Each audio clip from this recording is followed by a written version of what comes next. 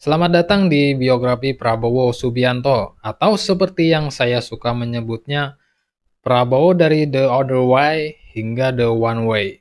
Menuju Istana Negara. Bayangkan seorang pria yang dulunya dikenal sebagai The Dragon di lapangan, ini bertransformasi menjadi The Lions di panggung politik. Prabowo Subianto sosok yang penuh kontroversi, namun tidak bisa dipungkiri telah menjadi salah satu tokoh paling berpengaruh di Indonesia. Mari kita simak perjalanan hidupnya yang penuh drama, warna, dari komandan pasukan hingga komandan harapan rakyat.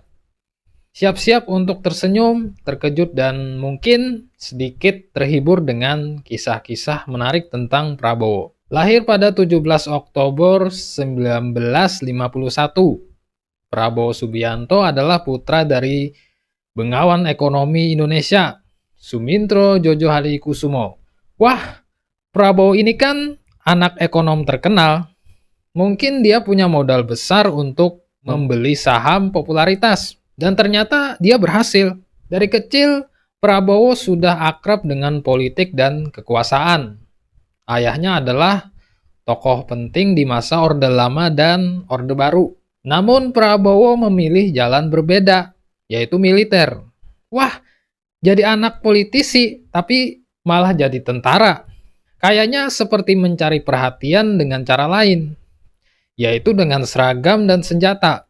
Prabowo ini seperti ingin membuktikan bahwa dia tidak hanya bermain politik di belakang meja, tapi juga bermain di lapangan dengan seragam tentara. Ia masuk Akademi Militer Magelang lulus tahun 1974. Karir militernya melejit, ia dikenal ambisius, disiplin, dan loyal. Prabowo ini kayak mesin militer, masuk Akademi Militer dan langsung ngebut ke puncak, ambisius, disiplin, dan loyal. Prabowo ini punya 3 senjata untuk sukses, ambisi untuk maju, disiplin untuk menjalankan rencana, dan loyal untuk menjaga komitmen. Nama Prabowo mulai mencuat saat memimpin operasi khusus di Timor Timur. Operasi khusus di Timor Timur, seperti operasi plastik untuk wajah karir Prabowo. Sekarang dia lebih dikenal dan lebih menonjol. Ia adalah salah satu komandan Kopassus termuda, berani, tangguh, tapi juga menuai kontroversi. Kasus penculikan aktivis menjelang runtuhnya Orde Baru menjadi noda besar dalam karirnya. Tahun 1998, Prabowo diberhentikan dari dinas militer. Titik balik pun dimulai tahun 1998. Prabowo diculik dari dinas militer dan karirnya pun hilang diculik oleh kontroversi. Jadi Prabowo punya rekor baru menjadi komandan yang berhasil menculik aktivis, tapi gagal menculik hati rakyat. Setelah keluar dari militer, Prabowo sempat tinggal di luar negeri dan menjalankan bisnis. Tapi panggilan politik terlalu kuat.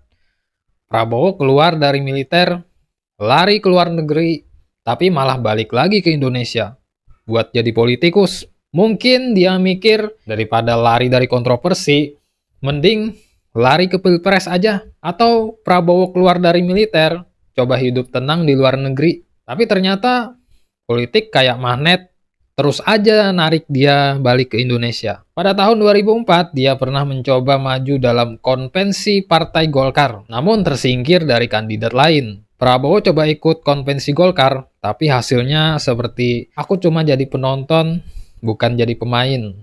Atau Prabowo tersingkir dari konvensi Golkar, mungkin dia pikir aku nggak kalah, aku cuma nggak dapet tiket ke putaran selanjutnya. Lalu mendirikan Partai Gerindra pada 2008 dan mulai mengkokohkan diri sebagai tokoh sentral oposisi. Kayaknya dia mikir, aku nggak bisa jadi wakil, mending aku jadi bos partai sendiri. Prabowo mendirikan Gerindra dan jadi oposisi. Kayaknya dia mikir, aku nggak perlu jadi bagian dari mereka. Aku bisa jadi bagian yang lebih besar. Kemudian di tahun 2009, ia digandeng Megawati sebagai cawapres. Sepertinya dia mikir, aku akhirnya dapat pasangan yang tepat, walaupun beda partai sebelumnya. Atau aku naik level dari bos partai jadi wakil presiden. Ia bertarung di panggung Pilpres 2014 melawan Jokowi. Kalah Lalu mencoba lagi di 2019, kalah lagi. Prabowo, pria yang tak kenal lelah dalam mencari kekalahan. 2 kali pilpres, 2 kali pula dia berhasil membuat Jokowi tersenyum lebar. Prabowo lawan Jokowi 2 kali, dan hasilnya sama, kalah. Mungkin dia mikir, aku harus ganti strategi, atau ganti lawan, atau aku harus jadi pendukung Jokowi. Hidup Jokowi! Tapi politik penuh kejutan. Di luar dugaan, Jokowi justru merangkul Prabowo masuk kabinet sebagai Menteri Pertahanan. Lawan jadi kawan. Jokowi bisa mengubah musuh jadi teman, dan Prabowo bisa mengubah kekalahan jadi kesempatan. Atau Prabowo jadi Menteri Pertahanan. Sepertinya dia mikir, aku nggak perlu lagi lawan Jokowi. Aku bisa kerja sama dan membuat Indonesia lebih baik. Di kursi Menhan, Prabowo tampil lebih tenang, lebih diplomatis. Ia menjalin hubungan strategis dengan banyak negara.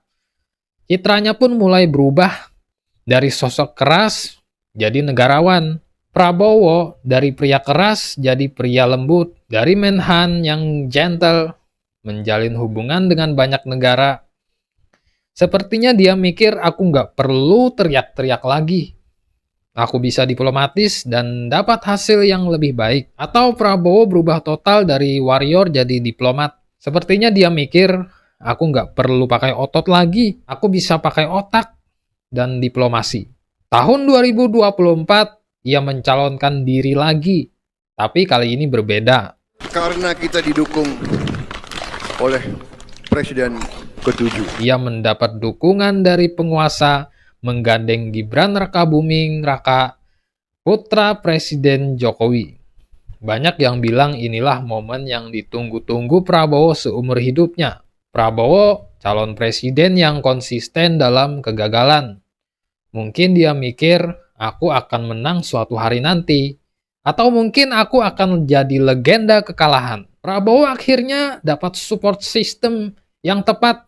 Ayahnya si cawapres aja, presiden. Mungkin dia mikir, aku dapat restu dari atas. Pasti aku menang kali ini. Dan akhirnya pada 20 Oktober 2024, Prabowo Subianto resmi dilantik sebagai Presiden Republik Indonesia ke-8.